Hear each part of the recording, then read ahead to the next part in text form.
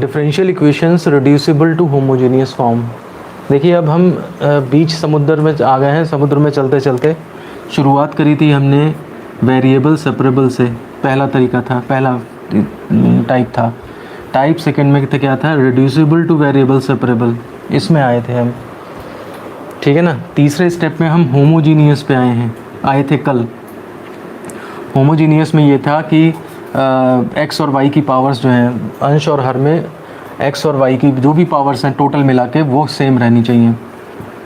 अगर x square plus 2xy ऊपर है तो नीचे भी आपका वाई स्क्वायर और 2 या वाई स्क्वायर प्लस 3xy इस तरह से चीज़ें रहनी चाहिए। जो वेरिएबल्स हैं उनकी पावर्स 2 है 2 है 2 है 2 हैं, तो वो सेम रहनी चाहिए।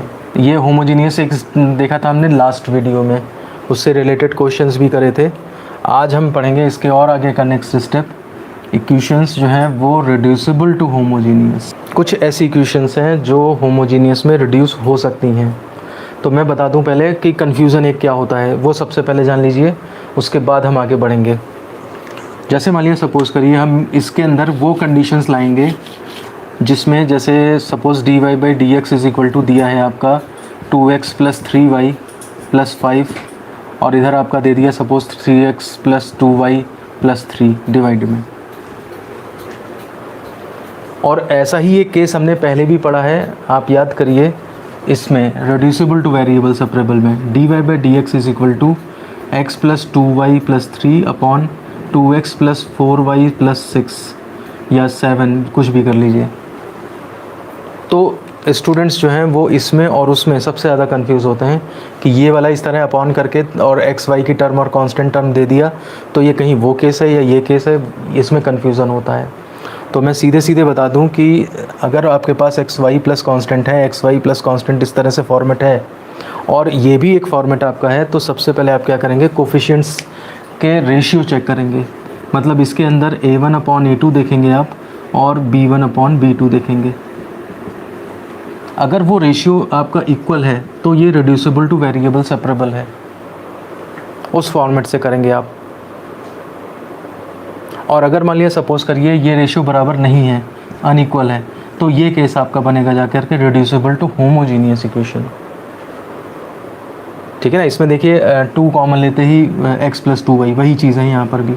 रेशियो आप हाफ 1/2 और यहाँ पे 2/4 यानी कि 1/2, तो एक तरह से ये हो गया आपका simple reducible two variable separable हो गया जाकर के।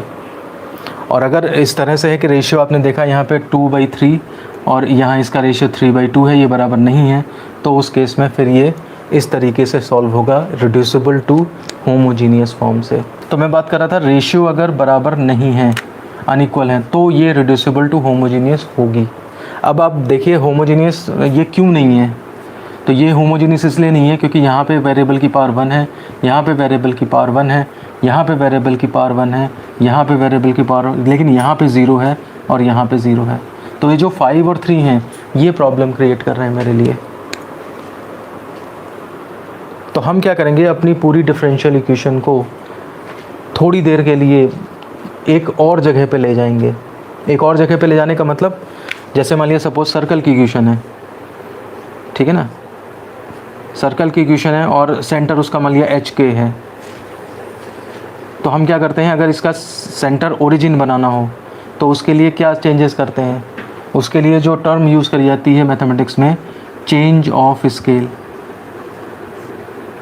मतलब हम जो है वो x कोऑर्डिनेट जो है वो आपका कितना है h और y कोऑर्डिनेट जो है k, हम क्या करेंगे इस पूरे सर्कल में, पूरी इक्वेशन में हम x = x - h और इस तरह x + h x + k y + k इस तरह से सब्स्टिट्यूशन करके क्या करेंगे, इस सर्कल को यहाँ ले आएंगे और यहाँ पे हमें कई सारे फॉर्मूले फिर आसान लगेंगे। तो इस तरीके को कहा जाता है चेंज ऑफ स्केल या चेंज ऑफ वेरिएबल, इस तरह से। तो ये चीज़ आपने शायद छोटी क्लास में पढ़ रखी हो, 12th में पढ़ रखी हो, नहीं तो वैसे ज़्यादा ज़रूरत नहीं है। मैं ये बताना चाह रहा हूँ कि हम इक्वेशन को एक दूसरे मोड में ले जाएंगे, उसके वेरिएबल्स उसमें ये HK ऐड करके और ओरिजिन चेंज करके हम दूसरे फॉर्मेट में ले जाएंगे जहाँ पे ये आपकी होमोजीनियस में बदल जाएगी, ये वाली चीज़ें गायब हो जाएंगी। उस वहाँ पे जाके फिर उसे सॉल्व करके और फिर वापस ले आएंगे यहाँ पे। जैसे आप ऐसे सोचिए कि आपके पास गेहूँ है घर पे, और गेहूँ है घर पे, आप उसको पिसाना चाहते हो, पीसना चाहते हो, या तो आप मशीन लाओ, और नहीं मशीन है आपके पास तो फिर क्या करोगे, उस गेहूँ को लेकर के बाहर जाओगे और दुकान पे जाओगे जहाँ पे आटा मतलब गेहूँ पिसता है, वहाँ पर पिसवा लोगे और फिर उसकी बोरी, वो जो है आटे की बोरी घर पे ले आओगे। तो काम चलाना है आपको, पिसवाना है थोड़ा किराया दे करके, और आपने दूसरी जगह से पिसवा लिया बजाय इसके कि आप वो मशीन खुद ख़रीदें। तो यहाँ पर भी यही चीज़ है कि आप जो काम चलाना है आपको होमोजीनियस में चेंज करना है, तो हम ऐसे सिस्टम में चले जाएंगे जहाँ पे कांस्टेंट टर्म्स गायब हो जाए, और कांस्टेंट टर्म गायब होने के बाद तब हम होमोजीनियस वाला फॉर्मूला, होमोजीनियस का सॉल्यूशन मेथड क्या होता है, y = vx, ठीक है ना। तो इस तरीके से आप सॉल्व करके और उसको वापस जो है जब सॉल्व हो जाए वो, फिर अपना वापस भेज दो सिंपल सिस्टम में। तो ये एक्स वाई कोऑर्डिनेट्स में होमोजीनियस नहीं है, एक्स वाई कोऑर्डिनेट्स में होमोजीनियस नहीं है। हम चेंज करेंगे इसको, दूसरे कोऑर्डिनेट्स एक्स वाई इस कोऑर्डिनेट सिस्टम में ले जाएंगे और वहाँ पर ये होमोजीनियस हो जाएगी। कैसे करेंगे वो हम देखेंगे, वो अलग बात है। मैं पहले ये समझा रहा हूँ कि आपके दिमाग में बैठ जाए ये मेथड। तो वहाँ पर जाकर के हम क्या करेंगे, इसको होमोजीनियस बना देंगे, होमोजीनियस के तरीके से इसे सॉल्व भी कर लेंगे, और सॉल्व करके वापस हम यहाँ पे एक्स वाई में ले आएंगे, वही जैसे हम गेहूँ पिसाने के लिए बाहर जा रहे हैं, ठीक है ना। मुझे बताइए कुछ, ये दोनों केस अलग अलग क्लियर हो गए हैं आपको। वो अगर रेशियो सेम है, रेशियो ऐसे निकाला जाता है, लगता है जैसे व्हीटस्टोन ब्रिज का क्वेश्चन कर रहे हो। तो अगर मान लिया सपोज़ करिए आपका रेशियो सेम है, तो वो रिड्यूसिबल टू वेरिएबल सेपरेबल, इस तरह के क्वेश्चन हमने वहाँ किए हैं, आप जाके वीडियो देख सकते हैं। और अगर मान लिया रेशियो सेम नहीं है तो आपको इस मेथड में आना होगा, होमोजीनियस, रिड्यूसिबल टू होमोजीनियस में आना होगा। तो ये एक तरह से आपको पेपर में अगर क्वेश्चन आएगा तो उसको पहचानने का तरीके भी मिल रहे हैं कि किस किस तरह से हम पहचानेंगे। इस तरीके के क्वेश्चन में 2 वैरायटी हैं, ध्यान रखिए कौन कौन सी कहाँ पे है, ठीक है। तो थोड़ा बहुत मैंने ओवरव्यू दिया है आपको, अब बाकी डिटेल में हम मेथड जब समझेंगे, अभी मेथड ही समझना है पहले, क्वेश्चन तो बाद की बात है। तो अब हम थोड़ा सा मेथड लिखना शुरू करते हैं। तो ज़रा लिखिए, यदि अवकल समीकरण dy/dx = a1x + b1y + c1 upon a2x + b2y + c2 इस फॉर्मेट में है, इक्वेशन नंबर फर्स्ट मान लेते हैं। और कंडीशन कौन सी है, जहाँ a1/a2 और b1/b2 का रेशियो बराबर नहीं है, a1/a2 is not equal to b1/b2 के रूप की है। तो ये पूरा लिख दीजिए, समघात अवकल समीकरण में परिवर्तनशील समीकरण कहलाती है। पहले आप लोग ये समझिए कि किस तरह की इक्वेशन जो है रिड्यूसिबल टू होमोजीनियस कहलाएगी। और ध्यान देने वाली बात है कि यहाँ पर अभी ये होमोजीनियस नहीं है, ये जो C1 और C2 हैं ये दिक्कत कर रहे हैं होमोजीनियस होने में। अदरवाइज़ आप देखिए यहाँ 1 पार 1 पार 1 पार 1 पार सब जगह 1 पार है, लेकिन ये कांस्टेंट टर्म है, इनकी पावर 0 है, तो इसलिए यहाँ पे वेरिएबल नहीं है, इसलिए ये होमोजीनियस नहीं है। और रेशियो सेम नहीं है, इसलिए आप इसको इस मेथड से सॉल्व करोगे। यहीं पर आप अपने आसानी के लिए लिख दो कि इफ़ a1/a2 = b1/b2 होता, तो हम केस पहले ही कर चुके हैं, reducible two variable separable form. वहाँ पे आप जाके देखो, अगर याद भी हो तो अच्छा है, अगर याद है आपको बहुत अच्छी बात है, नहीं तो आप वहाँ पे जाके बाद में देखिएगा। हाँ, a1/a2 not equal to b1/b2, तो आपका रिड्यूसिबल टू होमोजीनियस है। अदरवाइज़ अगर ये रेशियो इक्वल है तो उस केस में आप उससे करेंगे, वो चीज़ इससे सॉल्व नहीं होगी। तो आप सोचो कि ये तरीका वहाँ लगा दें या वो यहाँ लगा दें, नहीं होगा, बिल्कुल फंस जाएगा क्वेश्चन। आगे लिख दीजिए, इसे समघात समीकरण में परिवर्तित कर हल किया जाता है। आप हेडिंग डालिए मेथड टू सॉल्व। स्टेप 1 डालिए आप, put x = x + h and y = y + k। ये ध्यान दीजिए, ये जो गिवन इक्वेशन है वो आपकी एक्स वाई सिस्टम में है, और ये जो नया सिस्टम हमने ले लिया है वो कैपिटल X और कैपिटल Y सिस्टम है। कार्टेशियन सिस्टम को ही चेंज करे दे रहे हैं हम, पूरा सिस्टम ही शिफ्ट करे दे रहे हैं। ये शायद मैथ्स में आपने पढ़ा होगा कि अगर आपके पास ये 2D मान लेते हैं, सपोज़ 2D सिस्टम है अगर कार्टेशियन, तो आप या तो इसको ऐसे पैरेलल चला के ले जा सकते हो, या फिर आप इसको रोटेट भी कर सकते हो। रोटेट करने के कंसेप्ट्स मुश्किल होते हैं, लेकिन ऐसे सीधे सीधे कहीं पैरेलल अगर चलाना है जैसे चेस में हाथी चलता है उसी तरह से आप ऐसे चलाना चाहो या ऐसे चलाना चाहो या सीधा सीधा ले जाओ कहीं भी, तो उस केस में आसान तरीका रहता है। और रिलेशन क्या होती हैं, x equal to capital X plus h, y equal to y plus k. इस तरह से आप अपने ओरिजिन को या एक्सेस सिस्टम को कहीं भी मूव करा सकते हो। तो हम इसको अपने हिसाब से कन्वीनियंट फॉर्म में, जो हमारे लिए आसान है, उस फॉर्मेट में हम ले जाने की कोशिश कर रहे हैं। तो ये इक्वेशन देखिए आपकी पूरी बदल जाएगी। ये जो स्मॉल एक्स वाई में है इक्वेशन, यानी कि इस कार्टेशियन सिस्टम में आपका कर्व है या जो भी चीज़ है, वो चीज़ बदल जाएगा। आपका कैपिटल एक्स वाई दूसरे कार्टेशियन सिस्टम में बदल जाएगा। ठीक है ना। हम मेथड पढ़ लेते हैं, लेकिन अंदर की बातें हमें नहीं पता रहती हैं, तो वो थोड़ा सा आप उसके बारे में ध्यान दीजिए, तो आपको समझ में आ जाएगा सब कुछ। तो जब इसमें हम ये चीज़ें पुट करेंगे तो जाहिर सी बात है d y by D x भी निकालना पड़ेगा हमें। तो पुट x इक्वल टू इतना, यहाँ से आप इक्वेशन नंबर सेकंड अगर इसे मान लें तो फ्रॉम सेकंड आप इसको डिफ्रेंशिएट करेंगे तो dx is equal to capital d x plus zero and d y is equal to d capital y और प्लस ज़ीरो। इम्प्लाइज दैट अगर आप d y by D x निकालेंगे, डिवाइड करेंगे, तो d y by D x is equal to आपका होगा जा करके capital d y by D x. ये इक्वेशन नंबर थर्ड हो गई। अब हमारी ये इक्वेशन में पूरी की पूरी d y by D x की वैल्यू ये रखी जा सकती है और x और y की वैल्यूज़ ये रखी जा सकती हैं। तो हमारी ये इक्वेशन गिवन डिफरेंशियल इक्वेशन एक नए कार्टेशियन सिस्टम में पहुंच जाएगी। ये आप नोट करें और फिर अब मुझे बताएं कोई दिक्कत है तो। ठीक है, क्या कर रहे हैं वो तो है, लेकिन क्या करने के साथ क्या हो रहा है वो भी समझिए आप, कि हम अपने सिस्टम को दूसरे सिस्टम में ले जा रहे हैं जहाँ पर इसे हम इसके अंदर से कॉन्स्टेंट्स ख़त्म कर सकें, होमोजीनियस बना सकें इसे। अब ये जो नए वेरिएबल, नए ये जो कॉन्स्टेंट्स इंट्रोड्यूस हुए ना h और k, यही आपकी इक्वेशन को होमोजीनियस बनाने में हेल्प करेंगे बाद में। तो अब ये स्टेप नंबर 1 कंप्लीट हुआ। स्टेप नंबर 2 में आइए। ये स्टेप नंबर 1 था। अब स्टेप नंबर 2 जो सेकंड थर्ड में हमने निकाली है values d y by D x की, और ये x और y जो एज्यूम किया है, ये आप वापस इसमें रख देंगे। तो लिख लीजिए substituting x, y from second and dy by dx from third in first। तो ये हो जाएगा d capital y by D x is equal to a1 x की जगह आपका कितना आ जाएगा x plus h plus b1, y की जगह कितना आ जाएगा y plus k plus c1 upon a2 x plus h plus b2 y plus k plus c2। इसका मेथड ही हो पाएगा आज, बस मुझे यही लग रहा है। क्वेश्चन इसका कल कराएंगे फिर। अब इसमें देखिए आप कैपिटल x कैपिटल y को तो अलग कर लीजिए, बाकी सारे देखिए a1h b1 के ये सब कांस्टेंट है, सब किनारे भेज दीजिए। ये हो जाएगा a1x प्लस b1y कैपिटल है सब, प्लस a1h प्लस b1 के प्लस c1, ये सब एक साथ भर दिए हमने, सब कांस्टेंट हैं ये मिला के।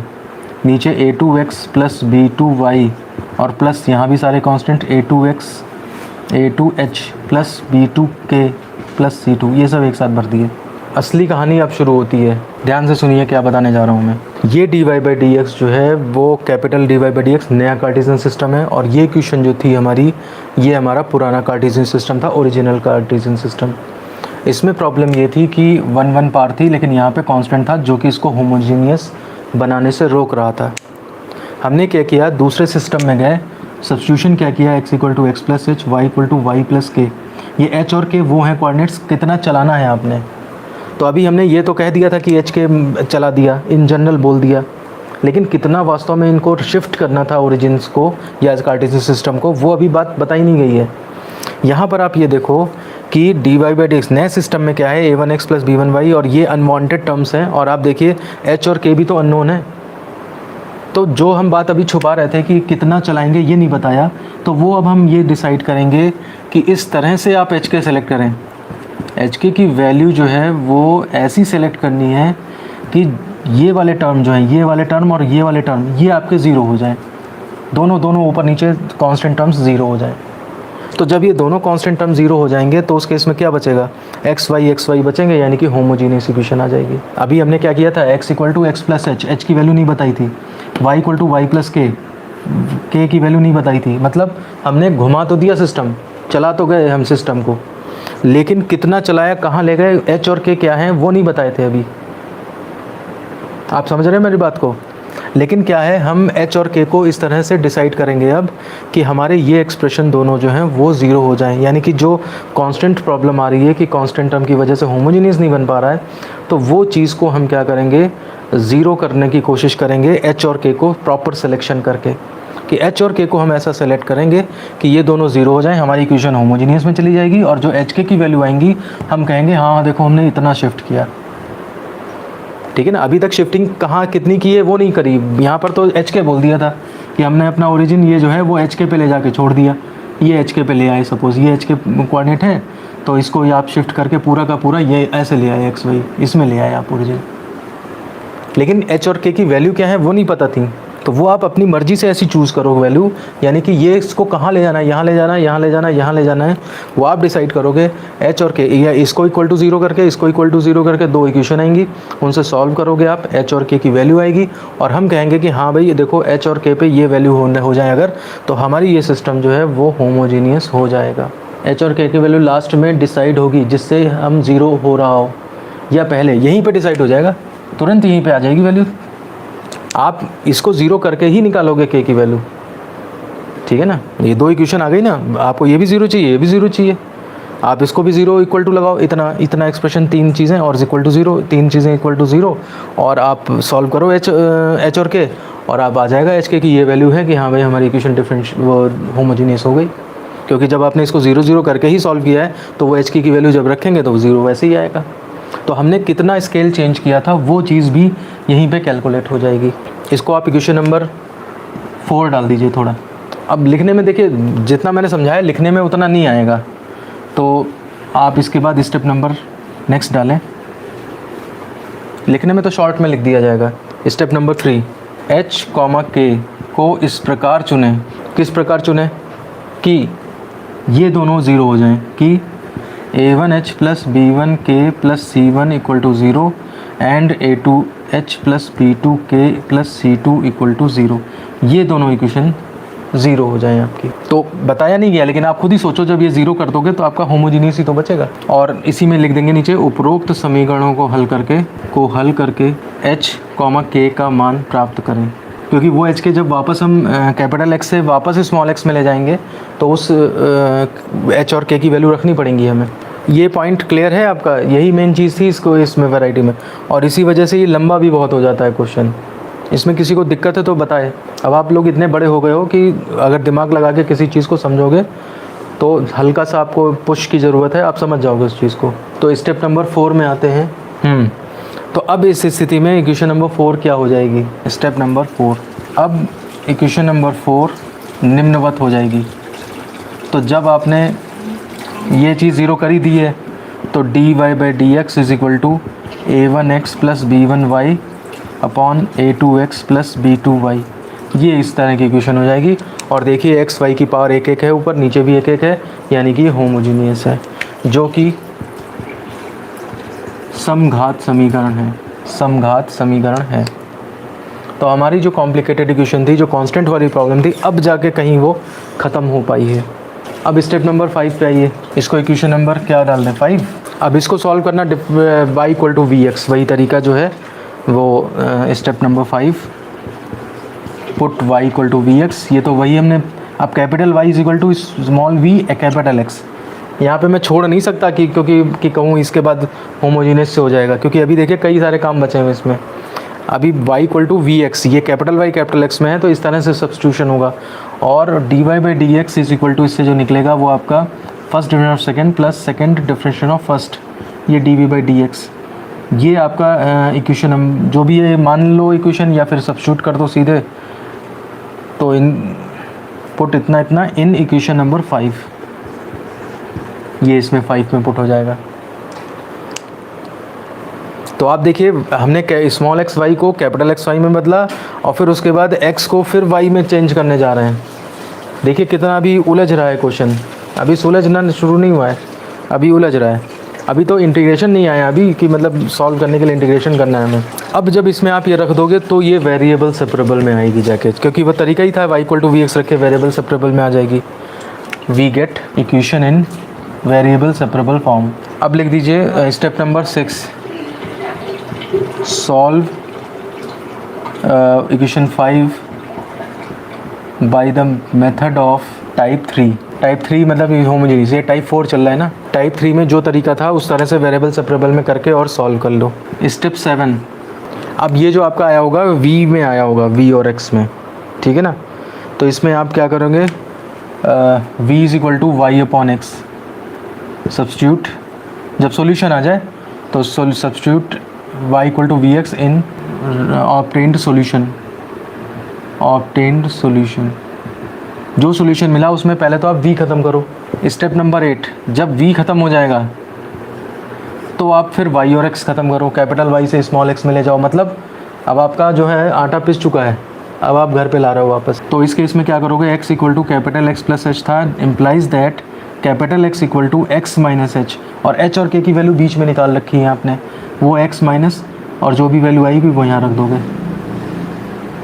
और y is equal to y plus k था, तो यहाँ से capital Y is equal to y minus k, और y माइनस और k की वैल्यू जो वैल्यू आएगी वो यहाँ पे आप रख दोगे। डॉट डॉट डॉट मैंने लिख दिया एक्स्ट्रा में, अदरवाइज़ आप यहीं तक लिखो x माइनस एच और y माइनस के, इनको सब्स्टिट्यूट कर देंगे in the solution. Substitute in the solution, अब जाके आपका v पहले गायब किया, फिर कैपिटल X कैपिटल Y गायब किया, तब जाके कहीं x और y में जा कर के आपका सॉल्यूशन मिलेगा। इस प्रकार अभीष्ट हल प्राप्त होगा। कितने स्टेप हैं, बस लास्ट स्टेप यही 8वां स्टेप था। अब इसके ऊपर जो रिलेटेड क्वेश्चन है वो हम करेंगे कल, और आप जो हैं कल तक केवल ये मेथड ही पढ़ के रखिएगा, क्योंकि कल हम जब दोबारा से करेंगे क्वेश्चन तो मैं इस मेथड को फिर से दोबारा से बताऊंगा। अब तो आप समझ गए होंगे, तो शॉर्ट में तरीका बताता चलूँगा जैसे जैसे स्टेप्स हो रहे हैं, ठीक है ना। तो अपने आप ना करें तो ज़्यादा बेटर है। अगर आपको टफ़ लग रहा है ये चैप्टर तो अपने आप ना कराएं, अपने आप ना करें। पहले तो ये एक्सपेंड होता है, ठीक है ना, चेंज ऑफ स्केल होता है वेरिएबल का, उसके बाद फिर जा कर के और एच के इक्वेशन सॉल्व होती हैं, फिर उसको और बढ़ाते हैं, y equal to v x से बढ़ाते हैं, और फिर समेटते हैं तो v की वैल्यू रखते हैं, फिर x के स्मॉल x स्मॉल y, ठीक है ना। तो इसलिए छोटा नहीं होता इससे एग्जाम्पल। तो तुम इसको ऐसे ही रखो, कल हम जब इसका एग्जाम्पल करेंगे तो आपको ये मेथड बिल्कुल पूरी तरह से क्लियर हो जाएगा। तब तक आप अगर टफ़ लगती है यूनिट तो मेथड ही देखें बस, केवल क्वेश्चंस करने की कोशिश ना करें। चलिए, तो इसी के साथ ख़त्म करता हूँ मैं ये वीडियो।